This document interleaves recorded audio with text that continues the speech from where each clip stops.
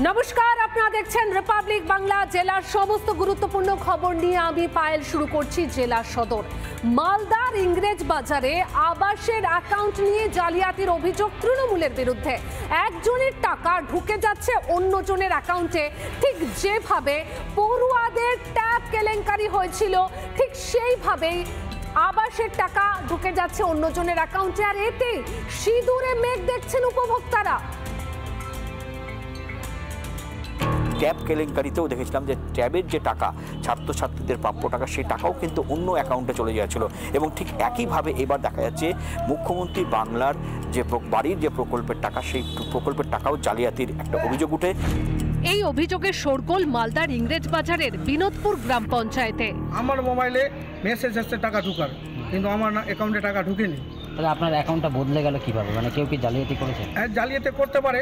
আমার মনে হচ্ছে কেউ পঞ্চায়েতে কেউ করেছে, মেম্বার প্রধান কেউ করেছে। এসএমএস আসছে, কিন্তু এসএমএস আমার মোবাইলে আছে, তারপর টাকা পাইনি আমি। অন্যজনের অ্যাকাউন্টে টাকা ঢুকেছে। আমি চাই আমার বোনের নামে টাকাটা, যেটা অন্যজনের অ্যাকাউন্টে ঢুকেছে, টাকা যাতে ফিরিয়ে পাই।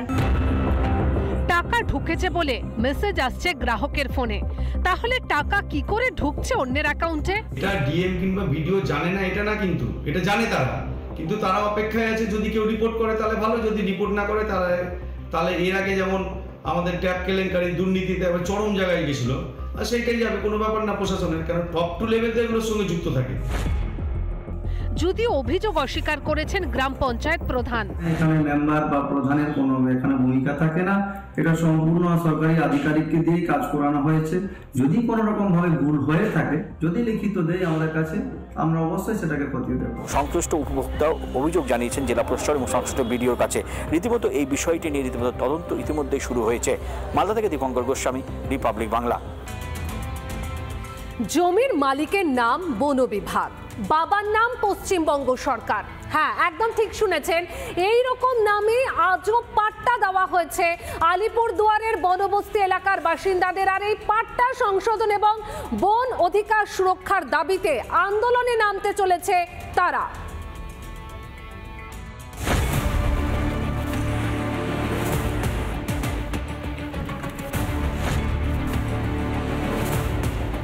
বনবস্তি এলাকায় যে পাট্টা দেওয়া হয়েছে, সে পাট্টা কিন্তু আশ্চর্যজনকভাবে নাম বন বিভাগ, পিতার নাম পশ্চিমবঙ্গ সরকার।